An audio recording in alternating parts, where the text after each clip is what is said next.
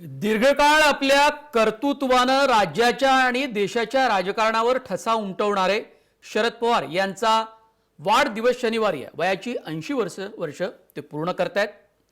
त्यांच्या या राजकारणातले महत्त्वाचे टप्पे कोणते हे आपण जाणून घेणार आहोत आणि आपण चर्चा करणार आहोत। दिल्लीहून ज्येष्ठ पत्रकार विजय नाईक आपल्यासोबत जोडले जात आहेत। खूप स्वागत आहे विजय नाईक जी।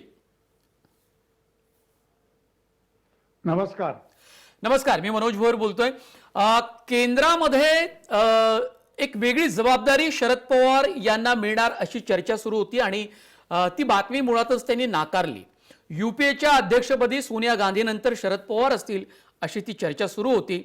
हा एक मुद्दा। दुसरा मुद्दा, राष्ट्रपतींची त्यांनी विरोधी पक्षांच्या महत्त्वाच्या नेत्यांसोबत कृषी कायद्याच्या पार्श्वभूमीवर आणि होत असलेल्या आंदोलनाच्या पार्श्वभूमीवर त्यांनी भेटही घेतली आणि त्यामुळे कदाचित ही चर्चा सुरू झाली असेल।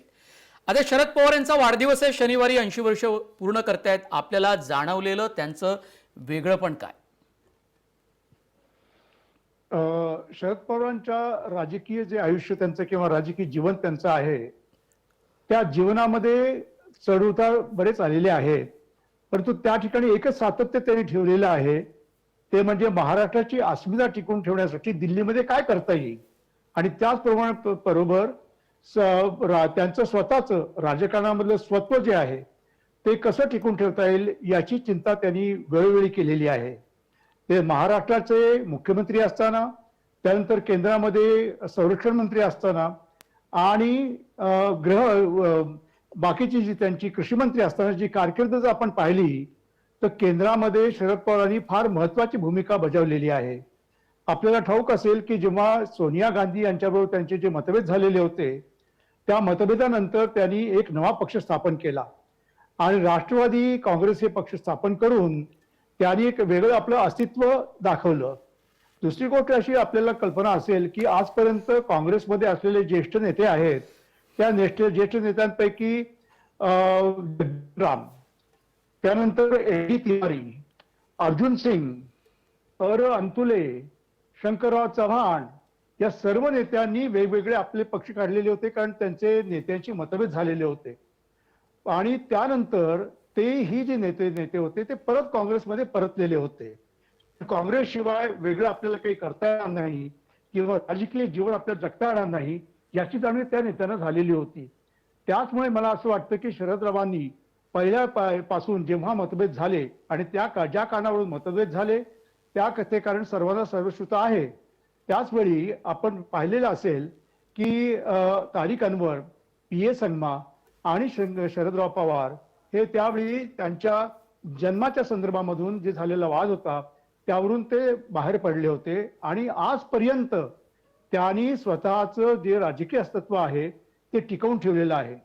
जेव्हा केंद्रामध्ये डॉक्टर मनमोहन सिंगाचं सरकार आलं तेही सोनिया गांधींच्या समर्थनामुळे आलेलं होतं, परंतु त्यावेळी देखील देशामध्ये कृषी संदर्भामध्ये सर्वात जास्त माहिती असलेला किंवा जाणकार असलेला नेता कोण होता तर त्यावेळी शरद पवार यांचं नाव डॉक्टर मनमोहन सिंग आणि काँग्रेस पुढे होतं।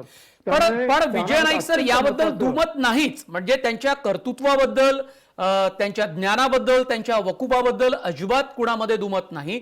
पण तुम्ही म्हणाला तसं राजकीय अस्तित्व आपल्या राज्यात आणि देशात टिकून ठेवण्यासाठी त्यांनी खूप कसरती केल्या, तडजोडी केल्या आणि त्यातून अनेकदा त्यांच्या चाहत्यांमध्येही त्यांच्या विश्वासार्हतेबद्दल एक प्रश्नचिन्ह निर्माण झालं आणि मुद्दा क्रेडिबिलिटीचा आहे। पण त्यांना याची जाणीव होती का, जी क्रेडिबिलिटी पुन्हा एकदा मिळवण्याचा प्रयत्न आता त्यांच्या उतरत्या राजकारणामध्ये अत्यंत शेवटच्या टप्प्यामध्ये त्यांनी तो प्रयत्न केला, असं वाटतं आपल्याला? नाही, मला असं वाटतं की राजकारणामध्ये अनेक चढउतार होतात, त्यामध्ये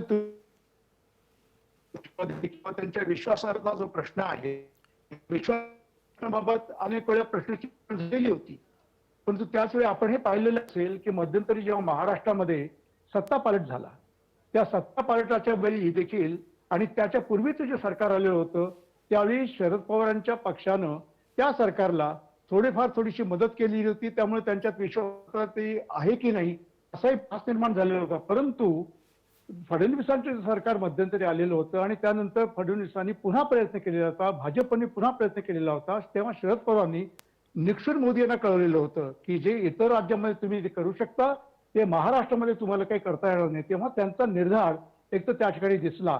आणि दुसरी गोष्ट अशी आहे की महाराष्ट्रामध्ये शिवसेना आणि काँग्रेस यांचा जो विश्वास जो आहे तो शरद पवारांनी पुन्हा संपादन केला. त्यामुळे आज आपल्याला दिसतंय की मोदींची टक्कर देताना शरद पवार आणि शिवसेना आणि काँग्रेस महाराष्ट्रामध्ये आज आलेली. याचं कारण शरद पवार त्या पक्षाच्या त्या राज्याच्या मागे आहेत. दुसरी गोष्ट अशी आहे की राजकारणामध्ये जेव्हा विश्वासाचा प्रश्न येतो त्यावेळी असे होतं की तुम्हाला कल्पना असेल जेव्हा सीताराम केसरी यांना त्या ठिकाणी सोनिया गांधी यांनी उभं केलेलं होतं.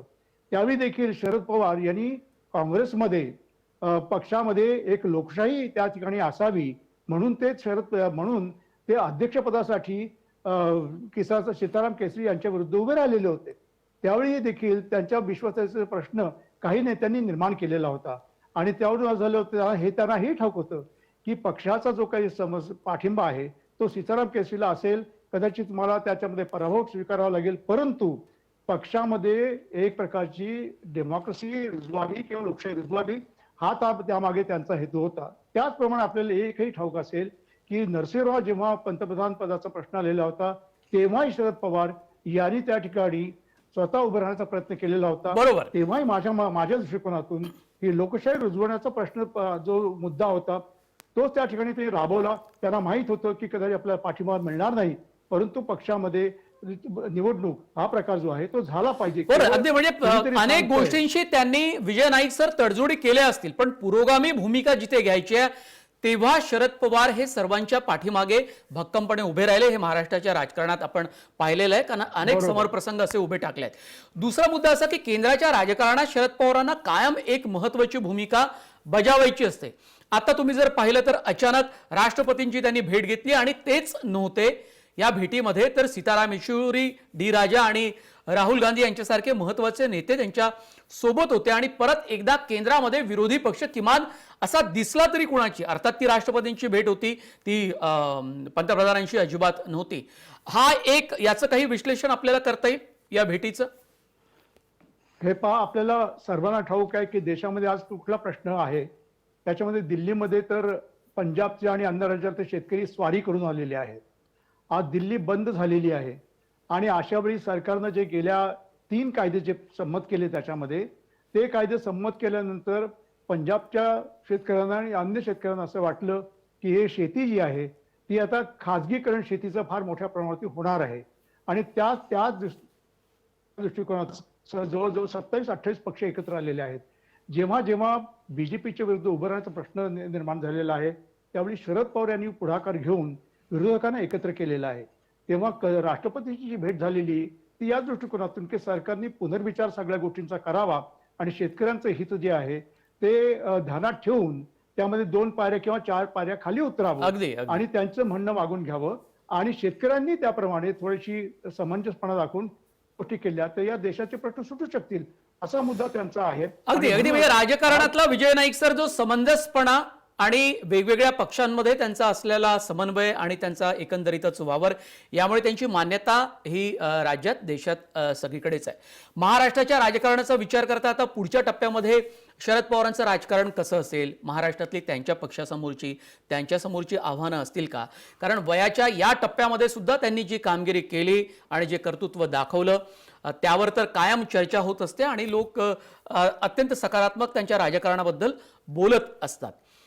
काय वाटतं, हा महाविकास आघाडीचा प्रयोग हा कितपत टिकेल म्हणजे पुढे तो कितपत तग धरून राहील आणि शरद पवार असतील नसतील तेव्हा काय महाराष्ट्राच्या राजकारणाचं चित्र असू शकेल जेव्हा ते राजकारणात सक्रिय नसतील, या अर्थाने मी म्हणालो. असं आहे की महाराष्ट्रामधले विकास आघाडीचा जो प्रश्न आहे तर तुम्ही आता म्हणालात की विकास आघाडी किती टिकून राहील. मला असं वाटतं की महाराष्ट्रामध्ये ही आघाडी टिकवण्याचा जो काही आव्हान आहे ते फक्त शरद पवार यांच्या पुढे नाहीये. ते आजचे मुख्यमंत्री त्यांच्याबरोबर त्यांच्या पुढे आणि काँग्रेस पुढे आहे. काँग्रेस पुढे म्हणजे सोनिया गांधी यांच्या पुढे आहे. आज देशामध्ये असं दिसतं आहे की भाजपची फुटप्रिंट जी आहे ती देशातल्या अन्य अनेक राज्यांमध्ये आज आहे, परंतु पश्चिम बंगाल, महाराष्ट्र आणि काही राज्य जे दक्षिणेतील राज्य आहेत त्या ठिकाणी अजून भाजप काही पोहोचलेला नाही, पण पोहोचण्याचे प्रयत्न चालू आहेत. यामध्ये महाविकास आघाडीचं जे राजकारण आहे, मला असं वाटतं ते स्थिर राजकारण आज तरी आहे. त्याच्यामध्ये प्रत्येक सरकारमध्ये मतभेदे असतातच, परंतु मतभेद सोडविणारे कुणीतरी एक मोठी व्यक्ती लागते. आज शरद पवार वडील नात्यानं हे सर्व गोष्टी त्या ठिकाणी महाराष्ट्रामध्ये करीत आहेत. आपण जो प्रश्न निर्माण केला की बा शरद पवार आता आता वय त्यांचं 80 झालेलं आहे आणि त्याच्यामुळे ते राजकारणात राहणार की नाही. मला असं वाटतं की एकदा राजकारणामध्ये व्यक्ती त्या ठिकाणी असली तरी त्याचा राजकारण त्याग हा काही मोठा हे काही साधारणतः प्रत्येक व्यक्ती करते असं नाहीये. मी पाहिलेलं आहे की बाबू जगजीवनराम हे अत्यंत वयोवृद्ध असताना देखील, किंवा आपण मोरारजी देसाईंचं उदाहरण घेऊ ना. मोरारजी देसाई हे देशाचे पंतप्रधान झाले तेव्हा 80 वर्षाचे होते ना, ते 80चा वय. आणि त्यावेळी मला असं वाटतं की राजकारणात मुरलेली जी व्यक्ती असते ती फक्त स्वतःचं हित न पाहता त्या राज्याचं हित आणि देशाचं हित जे आहेत या 2 किंवा 3 गोष्टी समोर ठेवून राजकारण करीत असते. बरोबर, अगदी. शरद पवार याच प्रकारे राजकारण करीत राहतील असं मला वाटतं. अगदी. म्हणजे समजा म्हणजे त्यांचा जो एकंदरीत व्यापक संपर्क आहे, लढवय्या बाणा आहे, तो दिसलाच. झुजार नेतृत्व महाराष्ट्राचं आणि देशाचं राजकारणात आहेत, समाजकारणात आहेत, वेगवेगळ्या प्रश्नांची त्यांना जाण आहे. मी 1-2 गोष्टी जर थोडक्यात आता शेवटात आपली ही मुलाखत आलेली आहे. एक तर जो बायडन जे नवनियुक्त राष्ट्राध्यक्ष अमेरिकेचे आणि त्यांचा शपथ समारोह आता जानेवारी महिन्यामध्ये व्हाईट हाऊसमध्ये असेल, त्यांचं पावसातलं एक निवडणूक प्रचारातलं एक चित्र खूप गाजलं आणि तशाच प्रकारे साताऱ्यातल्या पावसातलं शरद पवारांचं एक चित्र गाजलं. आंतरराष्ट्रीय स्तरावर जर पवारांच्या राजकारणाची चर्चा करायची झाली तर कशी करता येईल? हे पवार यांचे अमेरिकेचे जे डिफेन्स मिनिस्टर होते आधीचे बुशच्या काळामध्ये, डिक चेनी, ज्यांच्याबरोबर त्यांचे चांगले संबंध होते. दुसरी गोष्ट म्हणजे बिल क्लिंटन आणि हिलरी क्लिंटन यांच्याबरोबरही त्यांचे चांगले संबंध होते. आणि मला आठवतं की बिल क्लिंटन हे मृत झाल्यानंतर त्यांच्या घरी भोजनाला बोलवलं होतं शरद पवारांनी. तेव्हा ते स्वतः आलेले त्या ठिकाणी त्यांच्या घरी आल्याचं, आणि त्याच वेळी मीही त्या ठिकाणी उपस्थित होतो. त्यांनी मला आमंत्रित केल्यामुळे शरद पवारांनी, त्यावेळी मी त्यांचं राष्ट्रीय आंतरराष्ट्रीय जे काही साधारणतः राजकारण आहे तेही पाहिलेलं आहे.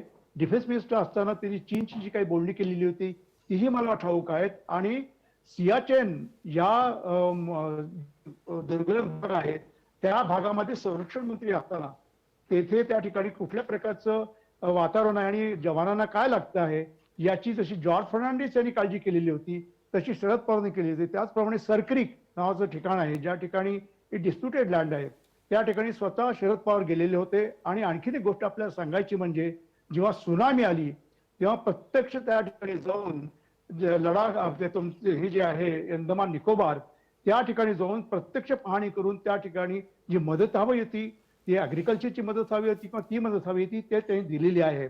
मला असं वाटतं की त्यांचं आंतरराष्ट्रीय क्षेत्रामध्ये त्यांना जाणकार, त्यांना जाणणारी अनेक व्यक्ती आहेत.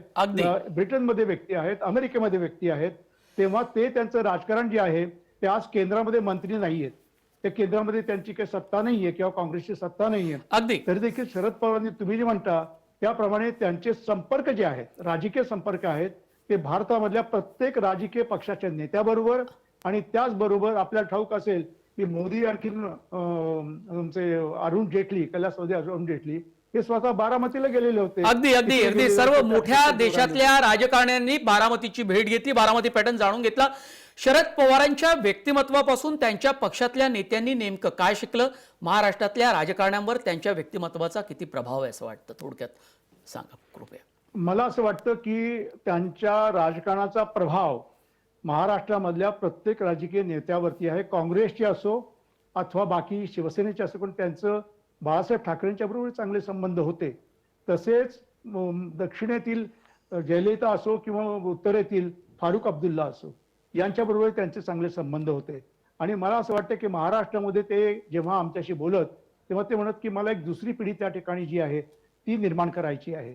मला असं वाटतं की गेल्या काही वर्षांमध्ये त्यांनी महाराष्ट्रामध्ये एक दुसरी पिढी किंवा फळी ही महाराष्ट्रामध्ये निर्माण केलेली आहे. त्यांचं काम, त्यांचे जे अनुयायी आहेत आणि त्या ठिकाणचे त्यांचं जे त्यांनी त्यांच्या गोष्टीमध्ये जे शिकलेले आहेत त्यांनी जाणलेलं आहे, त्यांनी पाहिलेलं आहे. आणि म्हणून मला असं वाटतं की जरी तुम्ही उत्तराधिकारी किंवा काही गोष्टीच्या बाबतीमध्ये बोलत असाल तर देखील त्यांच्यापासून ज्या लोकांनी शिकलेले महाराष्ट्र राजकारण ते त्यांच्या पठडीतून किंवा त्यांच्याच वैचारिक भूमिकेतून अगदी ते तयार पुढे झालेले नेतील असं मला आहेत. वाटतं. विजय नाईक सर, खूप धन्यवाद. अत्यंत विस्तारानं तुम्ही विश्लेषण केलं, नवी माहिती सुद्धा पुरवली शरद पवारांबद्दल. खूप धन्यवाद. जेम विशेषमध्ये इथेच थांबतोय. पुन्हा भेटूया नव्या विषयांसह, नव्या माहितीसह.